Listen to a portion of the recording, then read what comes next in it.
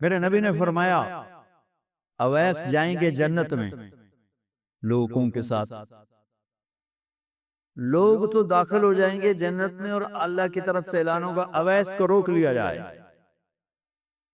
اب جنت کے دروازے پہ پہنچ کے آیا حکم روک لیا جائے تو وہ پریشان ہو جائیں، کہیں گے یا اللہ مجھے کیوں روک لیا؟ سبحان اللہ تعالیٰ فرمائیں گے پیچھے مڑ کے دیکھو، جب وہ پیچھے دیکھیں گے تو جہنم کے لوگ کھڑے ہوں، تو اللہ تعالیٰ فرمائیں گے اویس تو نے ماں کی خدمت کر کے جو مجھے خوش کیا، آج تمہیں اس کا پروٹوکول دینا چاہتا ہوں۔ یہ جہنمی کھڑے ہیں تو انگلی کا اشارہ کرتا جا، آج تیری تو ہے لاکھوں انسانوں کو جنت میں ڈال۔ پیچھے عمل کیا ہے؟ جہاد، تبلیغ، تہجد، علم، سجدے، ماں کی خدمت۔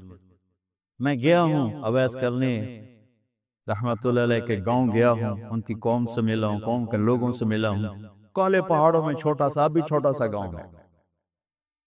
آپ نے کہا عمر تیرے دور میں ایک شخص آئے گا جس کا نام ہوگا اویس، اور وہ قبیلہ ہوگا مراد، اور اس کی سب کاسٹ ہوگی قرن، اویس بن عامر۔ وہ آئے تو اور علی اس سے دعا کروانا، تو اور علی۔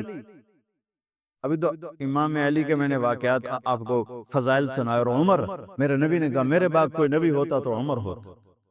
عمر میں نے جنت میں محل دیکھا، میں نے پوچھا کس کا ہے؟ مجھے کہا گیا قریشی کا ہے، میں سمجھا میرا ہے، میں جانے لگا تو مجھے کہا گیا یہ تو عمر بن خطاب کا ہے۔ اور ان سے کہہ رہے ہیں اویس سے دو، اللہ کی قسم اویس جیسے کروڑوں قربان ان دونوں ہستیوں کے پسینے کے قطرے پر، لیکن امت کو سبق سکھانے کے لیے یہ سب کچھ کیا کہ آپ کل دیکھ رہے تھے آنے والے کل میں کہ میری امت ماں باپ کو دکھ پہنچائے گی، تو اس کا انتظام کر رہے تھے اس قسم کی نصیحتوں سے۔ حضرت عمر خلیفہ بنے، ہر سال حج کیا، ہر سال اعلان کریں بھائی اویس بھائی اویس، ملا ہی کوئی۔ ایک سال آخری جو حج تھے، بالکل آخری نہیں، اس سے کوئی ایک یا دو پہلے، آپ نے سارے حاجی اکٹھے کر لیے اور فرمایا بھائی کھڑے ہو جاؤ، پھر فرمایا سب بیٹھ جاؤ، صرف یمن والے کھڑے رہو۔ وہ چند ہزار یمن والے تھے، جب آئے سارے یمن والے بیٹھ لو، قبیلہ مراد والے کھڑے رہو، تو چند سو رہ گئے۔ کہا جا بھائی مراد والے سارے بیٹھ جاؤ، صرف کرن والے کھڑے رہے، کرنی، تو ایک آدمی باقی بچا، باقی سب بیٹھ گئے۔ تو حضرت عمر نے کہا تو کرنی ہے؟ کہا جی۔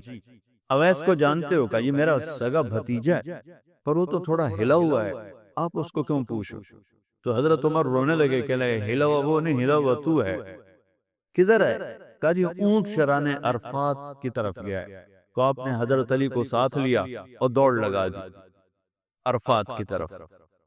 عرفات پہنچے تو ان کو دیکھا ایک درخت کے نیچے نفل پڑھ رہے تھے اور ساتھ اونٹ چر رہے تھے، تو یہ دونوں آ کے بیٹھ گیا۔ تو آپ کو دیکھ کر، آپ دونوں کو دیکھ کر اویس نے نماز مختصر کر دی، سلام پھیرا، تو حضرت عمر نے فرمایا کون ہو بھائی؟ کہا جی مزدور ہوں، مزدور ہوں، تعارف نہیں کروایا، مزدور ہوں۔ ارے بھائی تمہارا نام کیا ہے؟ کہا جی اللہ کا بندہ۔ او بھائی ہم سب اللہ کے بندے ہیں، تیری ماں نے تیرا نام کیا رکھا ہے؟ اب وہ تو جانتا نہیں تھا یہ کون ہے، وہ تو پہلی دفعہ حج پہ آئے تھے۔ وہ کہنے لگے بھائی کون لوگ ہو آپ، کیوں میرا انٹرویو کر رہے ہو، کون ہو؟ یہی کون ہو؟ اس پر حضرت علی نے فرمایا کہ اویس یہ امیر المومنین عمر ہیں اور میں علی۔ پھر ان کو کرنٹ لگا اور وہ معافی مانگنے لگے کہ میں تو آپ کو جانتا نہیں تھا، مجھے تو پتہ نہیں تھا۔ تو آپ نے فرمایا ہمارے لیے ہاتھ اٹھا کے دعا کر۔ کہ وہ کیوں؟ کہ ہمیں ہمارے نبی نے فرمایا تھا کہ یمن سے ایک آئے گا نوجوان اویس، اس نے ماں کی خدمت کر کے اللہ کو اتنا راضی کیا ہوا ہے، جب وہ ہاتھ اٹھاتا اللہ اس کے ہاتھ خالی نہیں ہوتا۔ یہ آپ نے اس وقت حضرت عمر سے فرمایا کہ عمر اس لیے دعا کروانا کہ جب وہ یوں کرتا ہے تو اس کے ہاتھ خالی نہیں آتے۔ تو حضرت اویس کرنی رونے لگے، کہا جی میں آپ کے لیے کیسے دعا کروں؟ تو اللہ کے نبی نے کہا تو اتنی بڑی ہستیوں کے لیے دعا کرنے والے چھوٹے، جن کے لیے دعا مانگ رہے ہیں بڑے، پیچھے عمل کیا ہے؟ مانگی پھر۔ تو بچو اپنے والدین کو عزت دو، اور تم لڑکے لڑکیاں اکٹھے پڑھتے ہو، ہمارا culture boy friend girl friend نہیں ہے، ہمارا کلچر نکاح ہے اور حیا ہے اور پاک دامنی ہے۔ ہم وہ نہیں ہیں جن کو ہم خود تراشتے ہیں منازل کے سنگ میل، ہم وہ نہیں ہیں جن کو زمانہ بنا دیا۔ اپنی عزت کی، اپنی ناموس کی، اپنی چادر کی، اپنے دامن کی حفاظت کرو۔ ہم اپنے والدین کی رائے کے ساتھ کرتے ہیں، شادیاں بھی، نکاح بھی، ان کی دعائیں ساتھ لے کر